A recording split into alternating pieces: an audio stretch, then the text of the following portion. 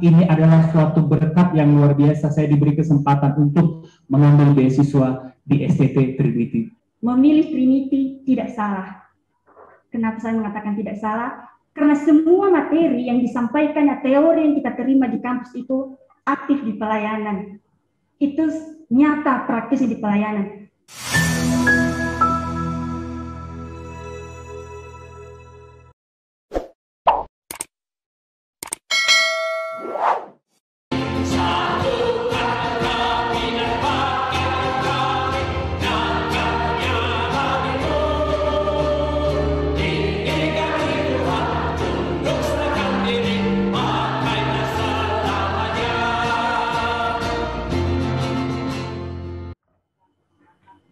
Shalom.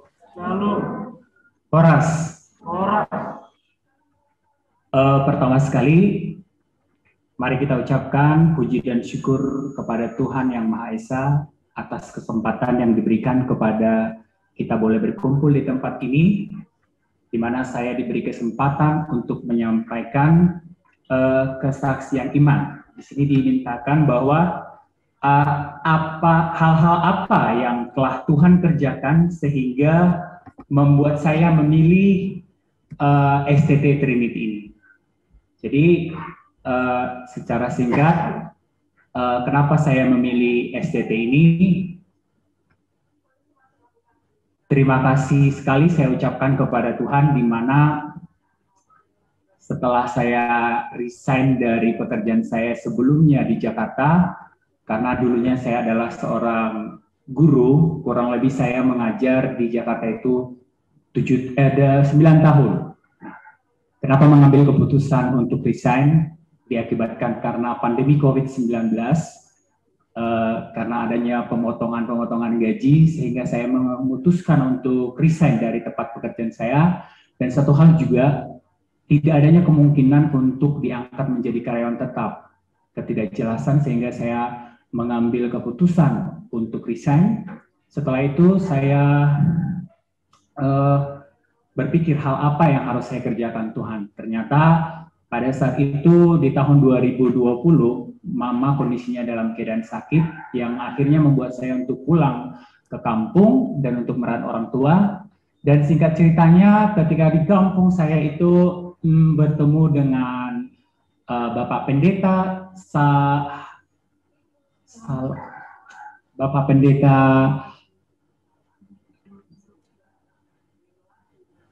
Sihalomo di tempat saya beribadah di kampung.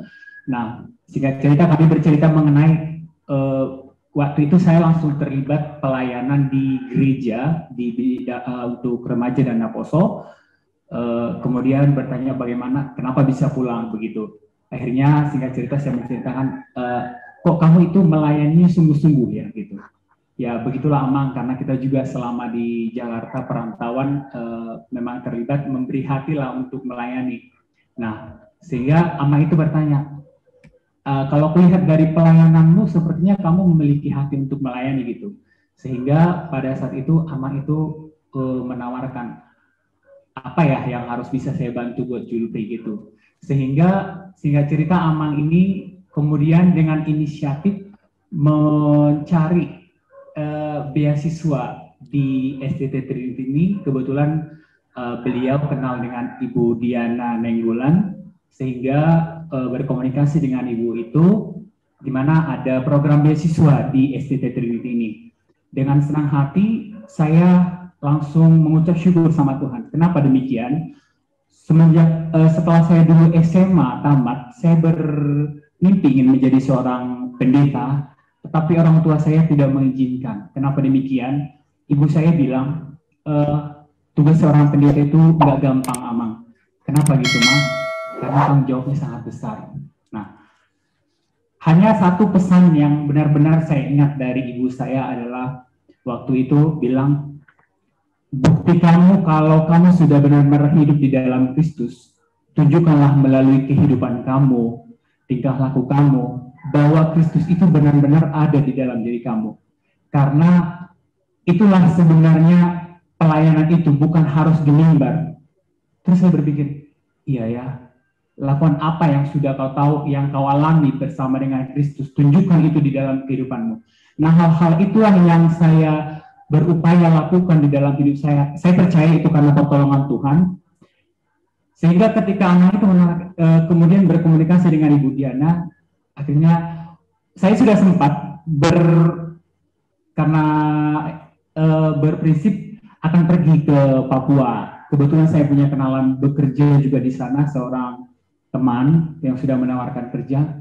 Tapi pada waktu itu saya berpikir, gimana ya, aku harus berangkat atau enggak? Tapi saya bertanya di dalam doa kepada Tuhan pada saat itu, Tuhan, kalau memang bukan aku harus ke Papua yang harus kuambil jalan, berikan aku halangan. Ternyata Tuhan jawab doaku, gimana aku juga bergumul selama ini kurang lebih 15 tahun, supaya Tuhan nyatakan itu. Tuhan, karena aku berprinsip dalam diri saya, Tuhan, aku mau pakailah hidupku totalitas untuk melayani Tuhan. Kenapa aku berpikir demikian? Karena banyak hal pertolongan Tuhan di dalam keluargaku, di mana papa saya itu salah satunya sembuh dengan kuasa yang daripada Tuhan, di mana kurang lebih papa saya itu 5 tahun dirasuki setan. Kami menghadapi dengan ibu saya. Ketika kita mengandalkan Tuhan dengan totalitas, tidak setengah-setengah, kuasa Tuhan dinyatakan atas keluarga saya. Dan itulah yang saya ucapin syukur sama Tuhan. Sampai saya bilang, dengan cara apakah aku Tuhan mengucap syukur kepadamu? Nah, itulah yang Tuhan mau dari diri saya, memberi hati sepenuhnya untuk Tuhan. Nah, jadi itulah yang membuat keputusan saya. Puji Tuhan, ini adalah suatu berkat yang luar biasa. Saya diberi kesempatan untuk mengambil beasiswa di STT Trinity ini. Berikutnya, di sini juga dimintakan bahwa apa harapan dan keinginan ke depan bagi STT Trinity. Bukan hanya saya, pastinya kita semua mengharapkan harapan dan keinginannya, biarlah kiranya STT Trinity ini menghasilkan orang-orang yang benar-benar cinta kepada Tuhan, hamba-hamba Tuhan yang luar biasa, yang nantinya dipakai dimanapun dipercayakan Tuhan. Percayalah, dan mari kita tanya kepada Tuhan, apa hal yang Tuhan mau kerjakan bagi hidup saya. Kalau itu tuntutan Tuhan yang terus kita minta daripada Tuhan, saya percaya Tuhan akan pakai kita luar biasa, menjadi alatnya dimanapun kita nantinya dipercayakan Tuhan untuk melayani Dia. Dan harapannya ke depan, biarlah STT Trinity menjadi kemuliaan bagi nama Tuhan dan semakin berkembang menjadi berkat yang luar biasa nantinya. Demikian kata kesaksian Tuhan yang boleh saya sampaikan. Terima kasih. Tuhan Yesus memberkati.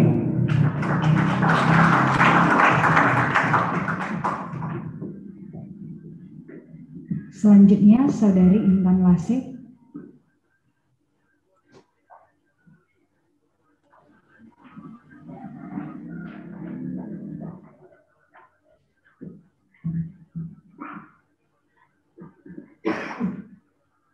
Selamat sore untuk kita semua.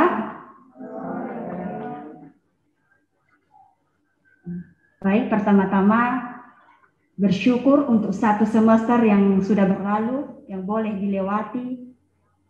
Tidak terasa gitu ya, 2 tahun sudah berlalu. Serasa baru kemarin gitu nyampe di Trinity, mendaftar di Trinity, tapi secepat itu waktunya. Dan bersyukur juga pelayanan yang boleh dilewati, pelayanan selama 6 minggu di Hutagalu. Awalnya jujur ketika mendengar dari Ibu Christine, Intan akan pelayanan di Hutagalu, penuh pergumulan. Kenapa? Ya karena Hutagalu itu kampung Intan sendiri. Intan tahu kondisi Hutagalu kayak mana, dan mayoritas di sana orang Kitanias. Mereka mengenal bagaimana kondisi keluarga, kondisi bapak dan mama. Apalagi mereka terlebih sangat mengenal siapa Intan sebenarnya. Jadi kemarin, aduh Tuhan, di Hutagalu aku diutus. Jujur Intan belum siap, apalagi berdiri di depan bapak mama, melayani di gereja. Intan belum siap. Berdiri di depan bapak gembala dan ibu gembala, tante Dewi dan Om Asa. Jujur awalnya Intan gak siap. sampai sama kakak tingkat sharing, Kak, aku nggak siap loh, aku nggak mau di situ. Tapi di Ibu Kristi meyakinkan Intan pasti bisa. Ya udah memberanikan diri untuk pelayanan di sana. Dan ketika nyampe di sana, jujur memang awal-awal ini rupanya pelayanan itu. Awalnya memang ada jatuh bangun, tapi berusaha kembali untuk kembali menikmati, memperbaikinya kembali. Di Huta Galung pelayanannya saya tidak sendiri, saya bersama dengan Bang Faber. Dan pelayanan kami itu tidak hanya di Huta Galung, ada juga di MES 60 dan di MES 18. Ketika kami nyampe di sana, ibadah di MES 18 itu masih belum ada, tapi ketika kami nyampe di sana, kami mengusulkan, kami berusaha ya supaya juga bisa diadakan ibadah di situ, karena di Huta Galung itu ada namanya TPL atau kayak sebuah perusahaan gitu, perusahaan besar lah bisa dibilang begitu, dan itu jaraknya dari Huta Galung itu lumayan jauh. Ke MES 18 itu bisa jaraknya itu menempuh 1 sampai 2 jam gitu perjalanan, dan jalan menuju ke situ itu bukan jalan yang bagus. Ke MES 60 itu sekitar setengah jam lebih gitulah bisa nyampe. Dan cuaca di Huta Galung itu sangat-sangat dingin. 24 jam itu wajib pakai jaket. Dan airnya itu dinginnya bagaikan air es. Kalau pernah megang es, dinginnya seperti itu. Makanya tiap kali mandi, jujur itu selalu pakai air panas kayak macam bayi. Gak pernah mandi, jadi saking dinginnya. Di situ udah bergumul, aduh, bisa menyelesaikan pelayanan ini selama 6 minggu. Saya bersyukur selama pelayanan di sana, pelayanan demi pelayanan dipercayakan berkhotbah di gereja, dipercayakan juga berkhotbah di ibadah KRT Huta Galung itu setiap hari Kamis, dan ibadah KRT di MES 60 itu cuma itu yang bisa kami jangkau. Ibadah itu setiap hari Jumat, dan ibadah di MES 18 itu setiap hari Minggu sore. Makanya kalau diutarakan itu dari hari Senin sampai Minggu itu pelayanan itu padat. Karena di pagi hari itu kami ke ladang berkunjung ke rumah jemaat, dan di malam harinya itu kami berkunjung ke rumah-rumah. Ya, yang saya mau sampaikan di sini terkhusus untuk orang adik-adik, memilih Trinity tidak salah. Kenapa saya mengatakan tidak salah? Karena semua materi yang disampaikan, teori yang kita terima di kampus itu aktif di pelayanan. Itu nyata praktisnya di pelayanan. Contohnya saja kemarin ketika kami berkunjung di salah satu rumah jemaat di Huta Galung, itu dia membahas tentang okultisme. Semua kita pasti tahu namanya okultisme kan? Dan itunya ketika pun berkomunikasi dengan mereka itu, sekalipun memangnya kita ingin memberitakan yang baik, gitu, memberitahukan begini yang sebenarnya. Tapi cara kita menyampaikan itu sangat-sangat diuji. Ya kita harus menyampaikan dengan cara lembut, karena ketika kita menyampaikan secara keras, otomatisnya kan nggak berterima kan? Takut nanti kita dibelak balik gitu. Ya harus bagaimana teknik kita supaya mereka bisa berterima. Dan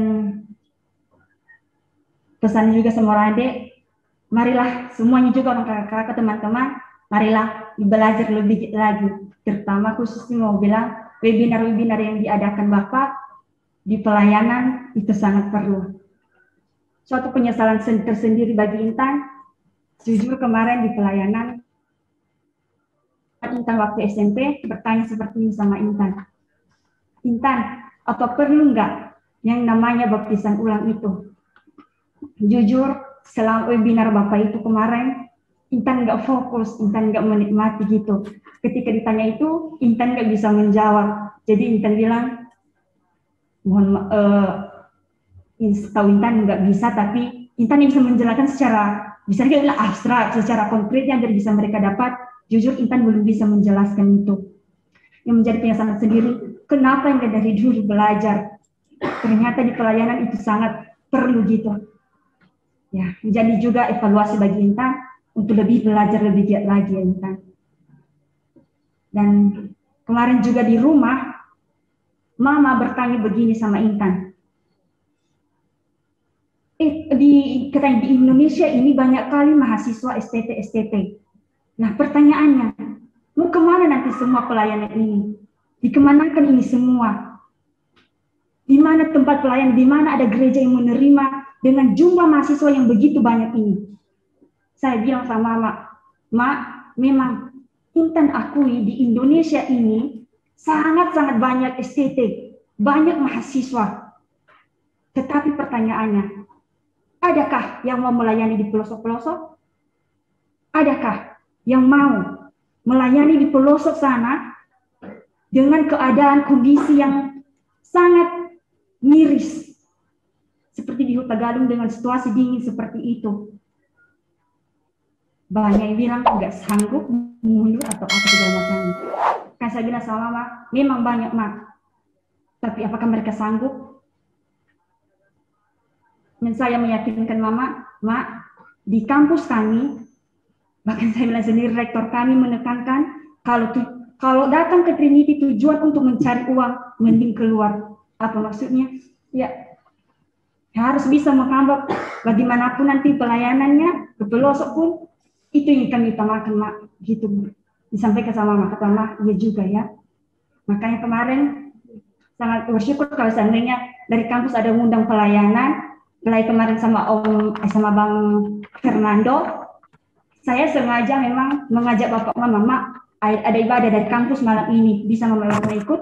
Katanya, ayo, ya, Intan ajak, dan setelah siap ibadah, mereka bilang sama Intan, keren juga ya, kami menikmati loh tadi khotbah, merasa ada rasa kepuasan tersendiri.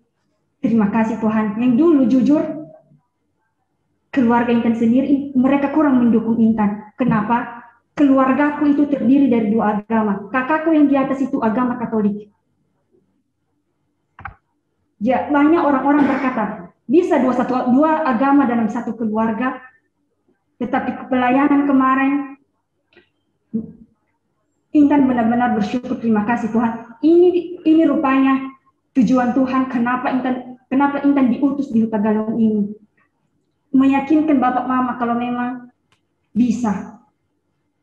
Mama kemarin bisa sama Abang, adikmu sudah pelayanan gini menceritakan, bukan merasa sombong enggak, tapi akhirnya Intan bersyukur mereka mendukungku di sini.